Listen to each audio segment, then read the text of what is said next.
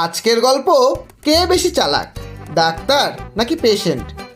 এক ডাক্তার তার ক্লিনিকের সামনে সাইনবোর্ড টাঙিয়ে দিল, মাত্র 200 টাকায় চিকিৎসা করান, রোগ না সারলে 500 টাকা ক্যাশব্যাক নিয়ে যান।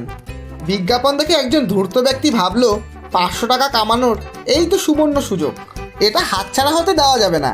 তাই সে শটান সেই ডাক্তারের চেম্বারে ঢুকে ডাক্তারকে বলল, ডাক্তারবাবু, আমি কোনো জিনিসের স্বাদ পাই না।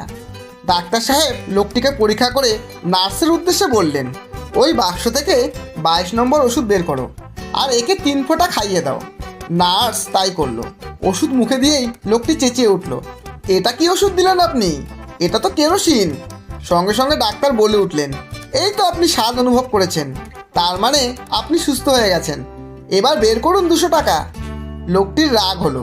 সে পরের দিন আবার গেলেন সেই চেম্বারে আগের টাকা উসুল করতে। এবার সে ডাক্তারকে বলল, ডাক্তারবাবু, আমার স্মৃতিশক্তি কমজোরি হয়ে গেছে। ডাক্তার আগের মতোই নার্সকে নির্দেশ দিলেন, বাক্স থেকে 22 নম্বর ওষুধ বের করো আর 3 ফোঁটা খাইয়ে দাও। এবার লোকটি বলে উঠল, কিন্তু ওই ওষুধ তো জিহ্বার স্বাদ ফেরানোর জন্য। ডাক্তার আনন্দে হাততালি দিয়ে বলে উঠলেন, এই দেখুন, আপনার স্মৃতিশক্তি ফিরে এসেছে, এবার বের করুন 200 টাকা।